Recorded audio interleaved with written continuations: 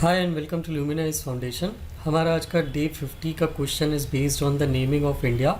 सो हमारा आज का क्वेश्चन जो है वो रिसेंटली जो इंडिया वर्सेस भारत, क्या नाम इंडिया का होना चाहिए, हमारी कंट्री का होना चाहिए, उस पर एक डिबेट जो हुआ था उस पर ये क्वेश्चन बेस्ड है। तो हमारा आज का क्वेश्चन है, examine the historical factors that have influenced the names India and Bharat, assess the multi-dimensional implications of changing the country's name from India to Bharat. So we'll have to discuss two things here. The first thing we need to discuss is कि India और Bharat name कौन कौन से historical factors हैं जिन्होंने ये नाम origin होने में, डेवलप होने में और हमारी कंट्री को ये नाम देने में ये इसके लिए रिस्पॉन्सिबल रहे हैं, और इंडिया का, हमारी कंट्री का नेम इंडिया से भारत चेंज करने में ऑफिशियली क्या उसके मल्टी डायमेंशनल इम्प्लीकेशंस हैं।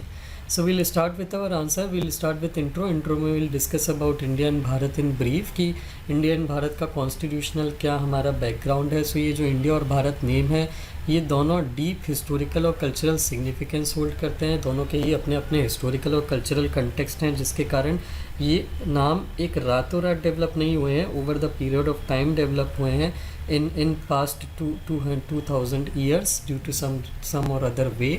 सो हमारा आर्टिकल 1 जो है कॉन्स्टिट्यूशन का, ये दोनों नाम इंटरचेंजेबली यूज़ भी करता है इसलिए, और दोनों ही नाम हमको ऑफिशियली देता है, that is India, that is Bharat, that shall be a union of states. This is explicitly stated in our article 1.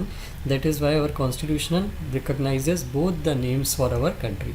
So recently we'll discuss the current, mention in brief the current affair related to this in our intro, कि recently union government ने decide किया है कि वो Bharat use करेंगे India word की जगह official communication और डॉक्यूमेंट्स में, जिससे एक अपोजिशन पार्टीज़ जो है उन्होंने कुछ एक स्ट्रॉन्ग रिस्पॉन्स इमोशन उसके अगेंस्ट में दिया था इस डिक्लेरेशन को। सो हम उस कंट्रोवर्सी से बाहर आके इनसे रिलेटेड कुछ हिस्टोरिकल फैक्टर्स हैं वो डिस्कस करते हैं कि एक्चुअल में इंडिया और भारत नेम कहाँ से आते हैं। तो अगर हिस्टोरिकल रेफरेंसेस की बात करें तो दोनों ही नाम पैरेलल में एक्चुअली डेवलप हुए हैं अपने अपने ही कंटेक्स्ट में। तो जैसे कि एंशिएंट टेक्स्ट जो हैं हमारे, जैसे कि विष्णु पुराण, ब्रह्म पुराण, महाभारत, इन सब में भारत वर्ड मेंशन है।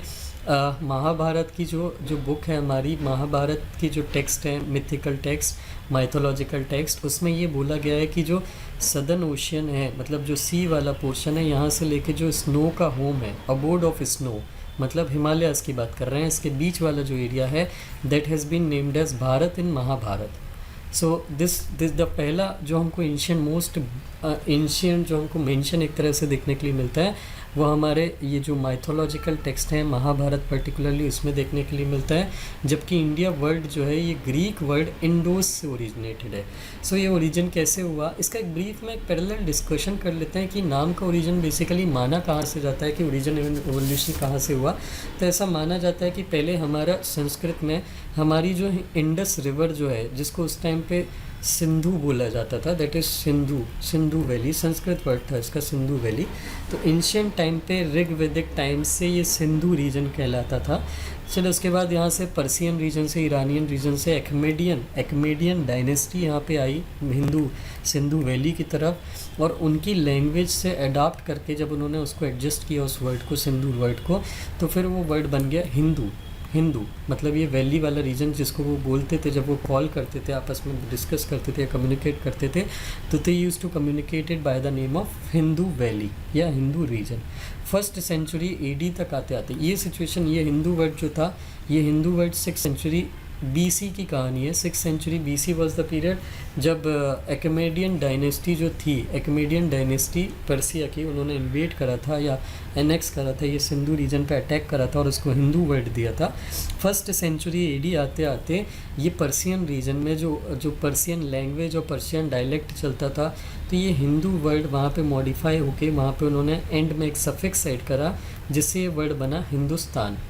हिंदू के आगे स्थान लगा, दैट इज़ हिंदुस्तान। आगे चल के यही हिंदुस्तान वर्ड अर्ली मुगल्स ने अडॉप्ट किया था, और मुगल पीरियड में ये Hindustan word used to be refer या डिस्कस्ड या used more in official communication than a single word as Hindu. रही बात वर्ड इंडोस की, कि ये इंडिया वर्ड कहाँ से इवॉल्व हुआ, ये तो हमने वर्ड देखा कि हिंदुस्तान वर्ड कहाँ से निकल के आए। अगर मैं इंडिया वर्ड की बात करूं तो ये जो हिंदू वर्ड था, हिंद वर्ड जो था, ये पर्सियन कम्युनिकेशन में जब हिंद वर्ड यूज़ होता था तो ये हिंद वर्ड कम्युनिकेट होके जब यूरोप में ग्रीक रीजन में पहुंचा तो ग्रीक रीजन में उनके जो अल्फ़ाबेट्स और वोकेबलरी थी, मतलब उनकी जो लैंग्वेज की वोकेबलरी थी, जब उन्होंने इस वर्ड को हिंद वर्ड को एडजस्ट करा अपनी वोकेबलरी और लैंग्वेज में, तो वो वर्ड बना इंडोस। ठीक है, यही इंडोस वर्ड या इंडस वर्ड जिसको आगे जाके उन्होंने कन्वर्ट किया था इंडस में, ये इंडस वर्ड आगे चल के इंडिया में कन्वर्ट होगा। तो ये जो इंडस वर्ड को जब वो बोलते थे 3rd सेंचुरी AD तक आते आते, जब ग्रीक इंडस वैली के नीचे वाला जो रीजन को रेफ़र करने के लिए बात करते थे या कम्युनिकेशन करते थे, तो उस रीजन को वो नाम देते थे India. That is the region beyond the Indus Valley. So Indus word they gave to the Indus River Valley region, that was the Hind River Valley region, that was given by Persians, that derived from the Sindhu word from Sanskrit. और यही Indian word आगे चल के जब Britishers ने हमको invade किया, जब हमारे यहाँ कनकेस्ट की और कॉलोनी बना लिया, तो ब्रिटिशर्स अपने मैप में rather than using the Mughal terminological word of Hindustan, they use to use the word India, because वो उनको ग्रीक, उनका जो यूरोपियन कल्चर था उससे मैच खाता था, उससे रेजोनेट करता था, इसीलिए वो अपने जो मैप बनाते थे, इंडिया के मैप, इंडियन रीजन के मैप, उसमें वो वर्ड यूज़ करते थे हिंदुस्तान की जगह इंडिया। और इसीलिए ऐसा माना जाता है कि इंडिया वर्ड जो है ये कॉलोनियल लीगेसी है, it is not the word of India या हमारे कल्चरल रीजन में हमारे कल्चरल लोगों का वर्ड नहीं है, हमारे कल्चर का पार्ट नहीं है India word. This was the word given to us या एस्क्राइब्ड या attached to us by the British colony, and इसीलिए इसको इंडियन गवर्नमेंट, करंट गवर्नमेंट जो है, ये करंट रूलिंग पार्टी जो है, वो इसको चेंज करना चाहती है, क्योंकि हम ओरिजिनली भारत के नाम से जाने जाते थे महाभारत के ट्रेडिशंस के अकॉर्डिंग, और उन्हीं ट्रेडिशंस पे वापस ले जाने के लिए गवर्नमेंट ऑफ द डे, हमारी करंट रूलिंग गवर्नमेंट ये चाहती है कि हमारा नाम, हमारी कंट्री का नाम इंडिया से बदल के भारत वापस कर दिया जाए। तो ये इसके हिस्टोरिकल फैक्टर्स हैं, हिस्टोरिकल रेफरेंसेस हैं, जो हमारा नाम भारत या इंडिया कैसे पड़ा, भारत नाम कैसे बना, हिंदू नाम कैसे बना, हिंदुस्तान नाम कैसे बना और इंडिया नाम कैसे बना, ये हमको डिस्कस करने को, हमको हिस्टोरिकल रेफरेंसेस इसके समझ में आते हैं। 7th सेंचुरी के जो चाइनीज़ ट्रेवलर आए थे, जो इंडिया में बुद्धिस्ट को स्टडी करने आए थे, ह्यून सैंग, उन्होंने भी कंट्री को भारत की तरह रेफ़र किया था, जबकि इंडिया हमारा ऑफिशियल नेम कंट्री का बना था at the time of independence in 1947। तो ये हमने इसके हिस्टोरिकल फैक्टर्स देख लिए कि इंडिया और भारत के नाम के पढ़ने के पीछे हमारी कंट्री के उसके historical causes, origin and timeline क्या थी। कल्चरल रेफरेंसेस की बात करें तो भारत इंडिया के कल्चर और ट्रेडिशन में बहुत बड़ा रोल प्ले करता है, बहुत ही ह्यूज इंपॉर्टेंस रखता है, क्योंकि हमारे पुराने टाइम पे, मैंने आपको जैसे कि बताया, हमारी जो इस रीजन में इंडस वैली के नीचे जो गेंजेटिक रिवर प्लेन्स हैं, गेंजेटिक प्लेन्स हैं, यहाँ पे हमारी सबसे पहली जो डायनेस्टीज़ या किंगडम्स डेवलप हुए थे। ऐसा माना जाता है उनके सबसे पहले जो लेजेंड किंग थे, कौरवों के, पांडवास के, इनकी जो की एंसेस्टर थे, जो सबसे पहले एंसेस्टर थे वैदिक ट्रेडिशन के अकॉर्डिंग, वो थे किंग भरत। तो उस हिसाब से अगर देखा जाए तो इंडियन कल्चर और ट्रेडिशन के जो सबसे पुराने एंसेस्टर हैं वो किंग भरत से निकल के आते हैं। हमारे लोग जो हैं सब कॉन्टिनेंट के, वो किंग भरत के ही सक्सेसर हैं, और इसीलिए ये नाम हमारे लिए बहुत ज़्यादा सिग्निफिकेंस, कल्चरल सिग्निफिकेंस रखता है। But on the other and, अगर मैं इंडिया वर्ड के कल्चरल सिग्निफिकेंस की याद करूँ तो ये वो वर्ड है जो हम फॉरेन पावर्स हमको जिस नाम से जानती हैं, ब्रिटिशर्स ने जो हमसे अटैच करा है, और जिस नाम से आज हमको एक डाइवर्स प्लूरलिस्टिक नेशन की तरह देखा जाता है और जाना जाता है, क्योंकि ऐसा माना जाता है कि हम पिछले 100 सालों में ही एक प्लूरलिस्टिक कंट्री बने हैं under British regime, under colonial rule and the subsequent independent government, जिन्होंने सेक्युलरिज्म के प्रिंसिपल को अडॉप्ट किया था। तो जब हमारी हमारी इंडिपेंडेंस के बाद जो गवर्नमेंट बनी थी और कॉन्स्टिट्यूशन बना था, उन्होंने सेक्युलरिज्म को प्रिंसिपल को अडॉप्ट करते टाइम इंडिया नाम रखा था, इसलिए इंडिया वर्ड को सेक्युलरिज्म या मॉडर्न वर्ड या मॉडर्न वैल्यू सिस्टम के थ्रू एसोसिएटेड या के थ्रू जाना जाता है। सो अगर इस पॉइंट ऑफ व्यू से अगर हम देखते हैं तो हमको ये समझ में आएगा कि दोनों ही नाम, चाहे भारत हो चाहे इंडिया हो, कल्चरल पॉइंट ऑफ व्यू से हमारे लिए कुछ ना कुछ सिग्निफिकेंस एंड इंपॉर्टेंस रखते हैं, और इसलिए इनका नाम चेंज करना it is a very difficult task from one two another.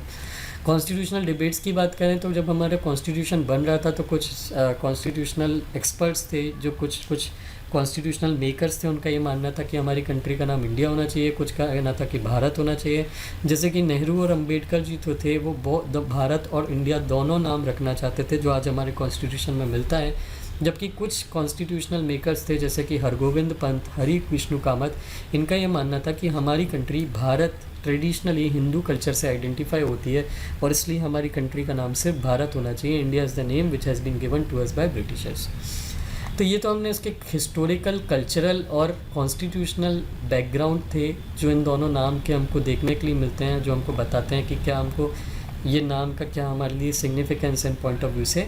अब हम देखते हैं कि इन हमारी कंट्री के नाम चेंज करने के क्या क्या इम्प्लीकेशंस हमारे लिए हो सकते हैं। What are the things which can help us और which we will have to face as challenges if we have to change the name. सबसे पहले तो हमको बहुत बड़ा एडमिनिस्ट्रेटिव चैलेंज देखने के लिए मिलेगा। अगर हम नाम चेंज करते हैं तो आप समझिए हमको हमारे ऑफिशियल जितने भी डॉक्यूमेंट हैं online offline across the state, across the district, across the rural areas, right from central government till the village panchayat, जितनी जगह इंडिया वर्ड मेंशन है हमको सब जगह उनको भारत में चेंज करना पड़ेगा। प्लस हमारे फॉरेन रिलेशंस से रिलेटेड जितनी भी एम्बेसीज हैं, जितनी भी कंट्रीज़ हैं, उन सब के लिए जितने भी डॉक्यूमेंट्स हमारे अभी तक के हैं और जो चेंज एग्जिस्टिंग न्यू डॉक्यूमेंट्स बनने हैं उन सब में हमको नाम चेंज करना पड़ेगा। तो this will require an extensive administrative adjustment. हमारे सिंबल में, हमारे डॉक्यूमेंट में, हमारे इंफ्रास्ट्रक्चर में, हर जगह हमको नाम चेंज करने के लिए बहुत ज़्यादा administrative cost and burden face करना पड़ेगा। The second is political implication. जैसा कि मैंने आपको बताया, इंडिया वर्ड जो है जब कॉन्स्टिट्यूशन बना था तो ये मॉडर्न डेमोक्रेटिक नेशन को रिप्रेजेंट या शोकेस करने के लिए नेम रखा गया था, वर्ल्ड के को दिखाने के लिए। और ये वर्ल्ड को इंडिया की identity as a secular republic show करता है, not as a British colony. वो अलग बात है कि ब्रिटिशर्स ने ये नाम हमसे अटैच किया था, लेकिन जब हमने कॉन्स्टिट्यूशन बनाया था और सेक्युलरिज्म अडॉप्ट किया था तो हमने ये इंडिया नाम वर्ल्ड को ये कहते हुए बताया था कि India will be is a new name for Bharat which shows it as a secular Republic.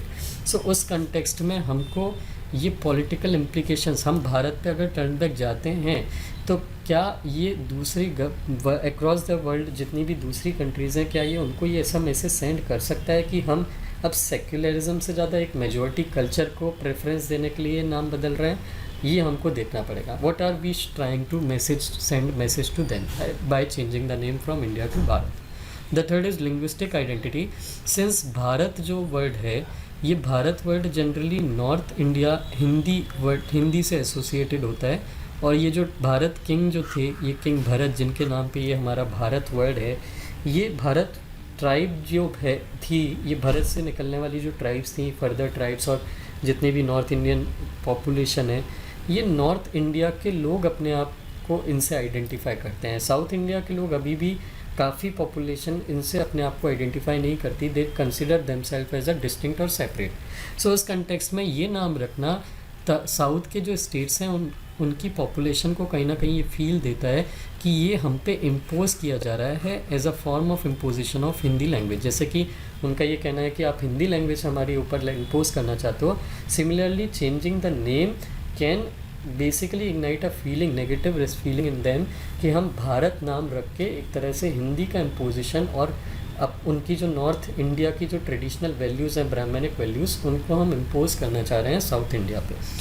तो ये तीसरा चैलेंज है कि हम साउथ इंडिया को कैसे कन्विंस करते हैं कि हम ये चीज़ नहीं करना चाहते, मतलब हमारा ये सेंस नहीं है। गवर्नमेंट ये कैसे प्रूव करेगी? This is another challenge for the government of India. The fourth is the international implications. ये जो कंट्री के ऑफिशियल कम्युनिक हैं, इंटरनेशनल पर्सनैलिटी हैं जो इन वर्ड्स को, इंडिया वर्ड को यूज़ करती हैं और उनको मानती हैं as a modern secular inclusive nation, तो इंटरनेशनली उसका क्या रिस्पॉन्स आएगा और उससे कैसे डील करना है? This is another one of the challenge which India will have to deal it with if it wants to change the name. So these are the multidimensional implications which we are going to face if we are going to change the name. Conclusion में we will just write कि India और भारत जो हैं ये constitutional banking दोनों possess करते हैं, तो वी कैन एंड दिस और आंसर इन दिस वे कि दोनों ही नाम जो हैं दैट इज़ इंडिया और चाहे भारत हो, दोनों ही आर्टिकल 1 के अंदर में कॉन्स्टिट्यूशनल लीगल रिकग्निशन रखते हैं और कॉन्स्टिट्यूशनल बैकिंग रखते हैं कि दोनों ही इंडिया के ऑफिशियली रिकग्नाइज्ड नेम है। एंड 58th अमेंडमेंट एक्ट जो है ये प्रेसिडेंट को एम्पावर करता है कि ये कॉन्स्टिट्यूशन का जो हिंदी वर्जन है उसको भी इक्वल वेलियंस या इक्वल वैलिडिटी प्रोवाइड करता है, लीगल रिकग्निशन प्रोवाइड करता है in terms of English constitutional text. तो उस कंटेक्स्ट में अगर हम देखेंगे तो भारत और इंडिया ये article 1 and 58 constitutional amendment act के अंदर में दोनों ही इक्वल सिग्निफिकेंस एंड इम्पोर्टेंस रखते हैं। एंड हम कैसे इन दोनों को बैलेंस आउट करके अपने नाम को मेंटेन रखते हैं, कंट्री के किस नाम को प्रेफर करते हैं और कंट्री के दोनों नाम को कैसे एक साथ रख के अपनी दो जो कोर वैल्यूज़ हैं, that is the secularism, republicanism, डेमोक्रेटिज्म, इन सब को हम डिमॉन्स्ट्रेट कर सकते हैं दोनों नाम को मेंटेन करके। ये हमारे लिए एक बहुत बड़ा टास्क है जो हमको अचीव करना होगा। So through this you can conclude your answer and this completes our whole of topic related to the naming debate and controversy. I hope this was clear to you. If you learned something new from this, please do share it with your friends, and thank you very much for watching the video.